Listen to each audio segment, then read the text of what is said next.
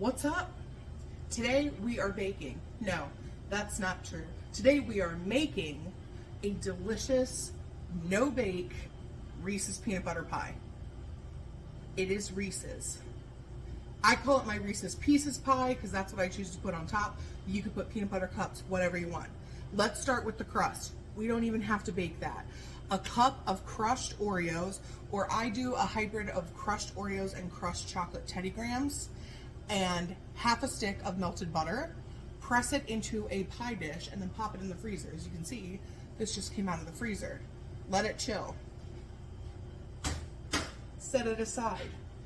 In a mixer, or using your hand mixer, 2 cups of heavy whipping cream.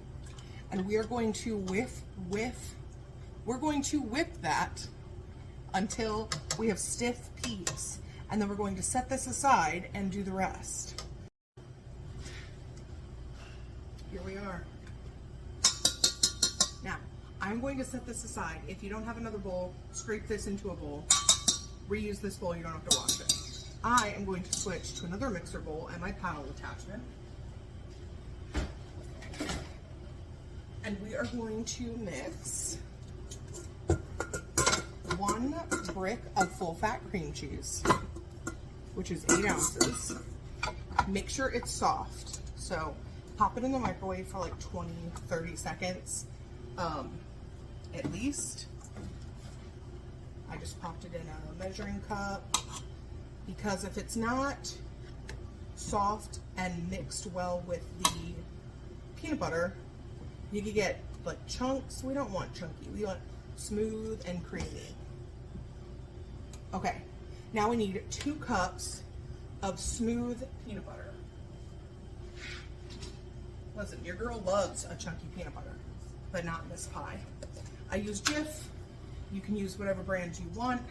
I will say I would not use a natural peanut butter as it's going to cause the pie to split because natural peanut butter separates. So we're going to do these 2 ingredients in here and mix them well together on a medium-high speed. All right, we have those 2 things mixed together. It's going to look like a dark brown kind of paste. That's okay. It's all going to change. You need a tablespoon of vanilla extract,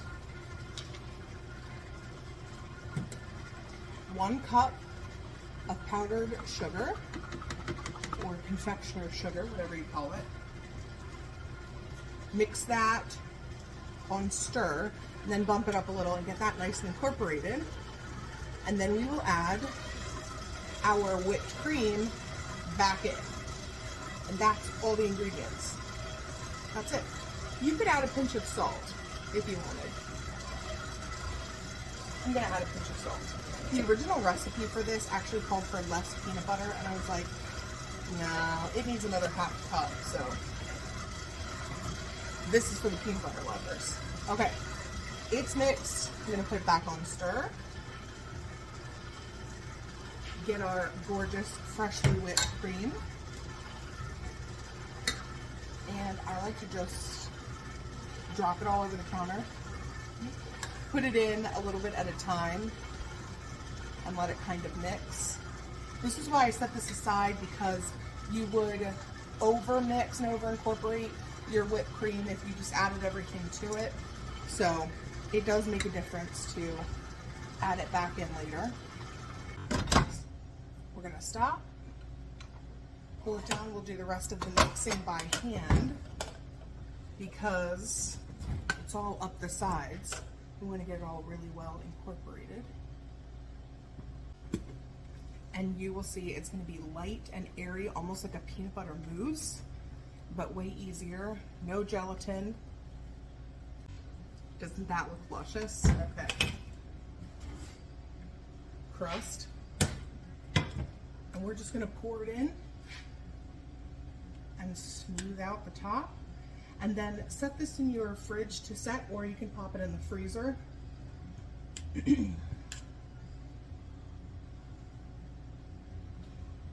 I would give it 4 to 6 hours in the fridge.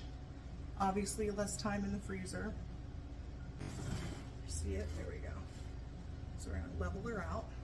Once it's set, you can slice it, and I like to add a little drizzle of chocolate ganache or chocolate syrup and Reese's Pieces on top of mine before I serve it. You can do peanut butter cups, you can just do the chocolate, you can do nothing. You could do a marshmallow, buttercream if you wanted to add a different element. Alrighty. But here she is. Into the fridge. It's that easy, no baking required, and I'll post a picture of what the slices look like when I'm finished. But make this summer. It's cool, refreshing, and who doesn't love chocolate and peanut butter? Okay, bye.